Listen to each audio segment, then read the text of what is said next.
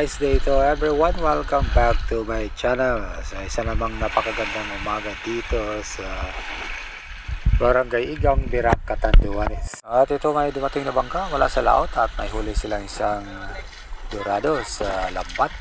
Ayan po. At kami naman ay ilang sandali pupunta na rin.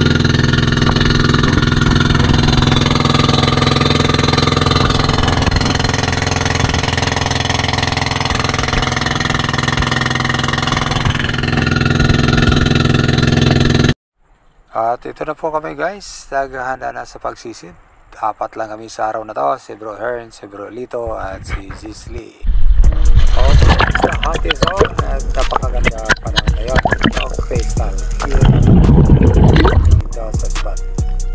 At dito ng baba natin, warm up pa rin ito.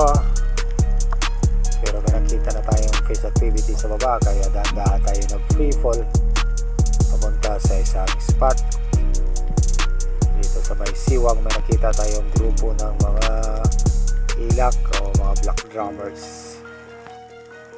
Ayan, dahan-dahan tayo bumaba, may nakita na tayong target at dito sinusundan na lang natin at hoping na makakuha tayo ng magandang range. Ako medyo pailap, so pipili na naman tayo ng iba. Dito medyo okay ang galaw niya, kaya yun, tatamaan natin dahil maayos. So this is my first fish of the day, isang drummer fish o isang ilak, at ang local name naman nito na Surigao City ay Lupak.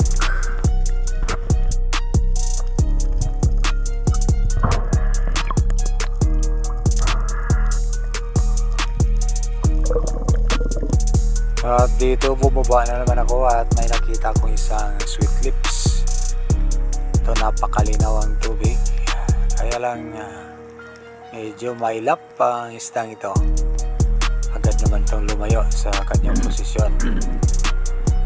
At ito, patuloy pa rin tayo, baka sakali na makakuha tayo ng magandang range. Pero sa pagbaba natin may nakita tayong isang green jobfish at ito ay lumapit naman.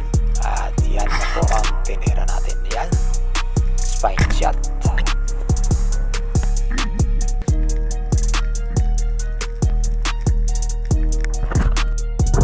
So this is my second fish of the day. It's a green jobfish.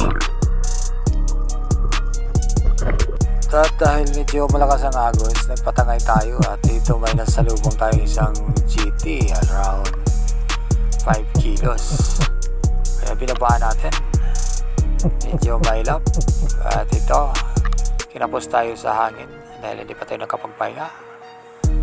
At pinira na rin natin at hindi naman ito natamaan, so sayang. At ito, umakyat tayo sa bangka para makapagpahinga, kumain ng konti. At ito, may nahuli din si Bro Hearn na isang dogtooth tuna. Ayan po. At pali akong nagpapatuloy sa pagsisid at ito ang kasama namin ng isang batang ispiro na si Gisli. May nahuli sa isang coral trout, lunar tail coral trout.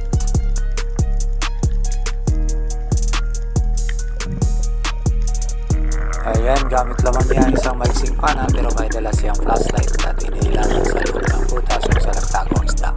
At ito na po, nakawin na kami at ito ang aming combine catch of the day.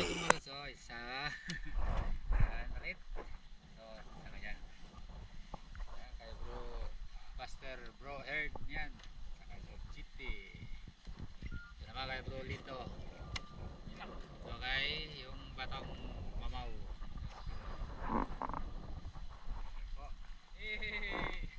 Tamang tingin-tingin lang muna. Bro Hearn. Mga pants naman ito.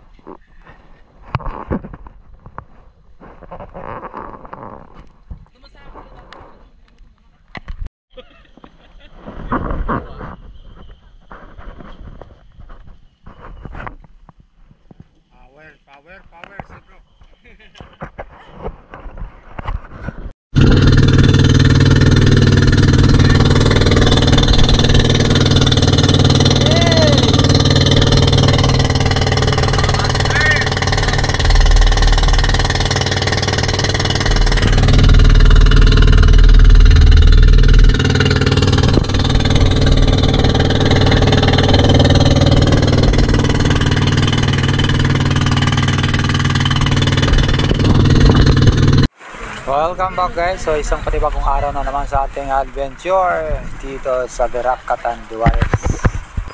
At ito, sisidagat tayo. Napakalinaw ang tubig dagat sa araw na to. As usual, crystal clear talaga. At ito, bumaba tayo. May nakita tayo isang grupo ng mga slick unicorns. At ito, drive bomb.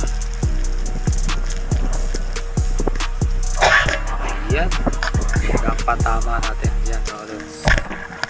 So first catch of the day, isang slick unicorn.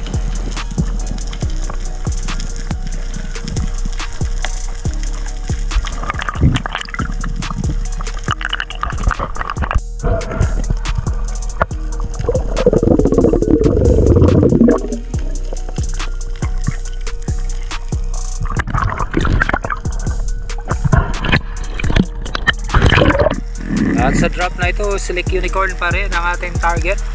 So dito nag-set up tayo ng ambush. Naghintay na lang na makalapit yung target natin.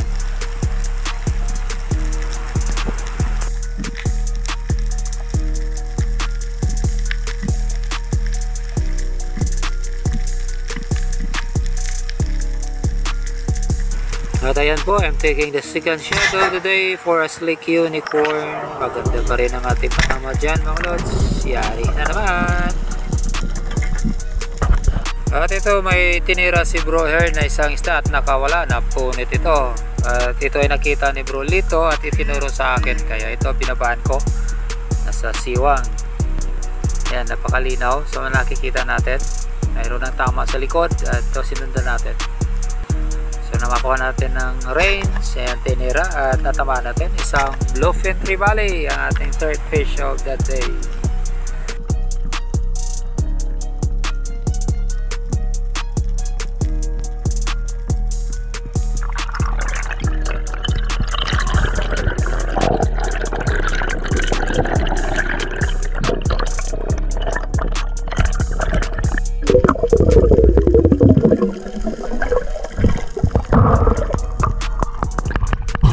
Ano na itong tira?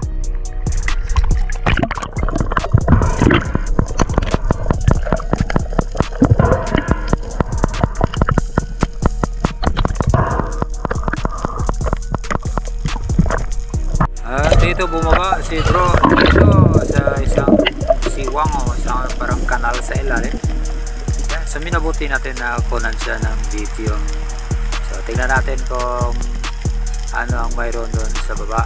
Ayan, napakaganda ang suit na gamit niya, ang uso neoprene suit, nag-blend talaga sa surrounding. Oh, ayan, may tinira siya pero hindi yata natamaan. So ganyan ka smooth yung style niya mga lods. Kahit medyo hindi pinanan pero napakaganda yung baba niya kanina. Ayan po si Bro Lito Honrobia on the moves.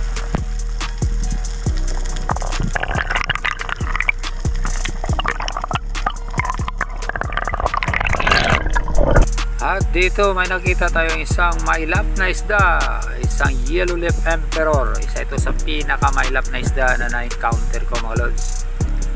Madami nito sa Scarborough pero hindi man ito natin masyadong pinapansin. At dito susubukan natin at tirahin baka sakali. So ginawa ko dito ay yumuko muna ako na nagtago. Pasilip-silip lang tayo at napansin natin na lumalapit ito sa ating posisyon. Kaya ito naghintay na lang tayo na makakuha ng isang magandang range at ma-close na tinanggap. At dito tinira natin kaya lang hindi ito natamaan. So sadyang mailap ang isda ito, makakulit.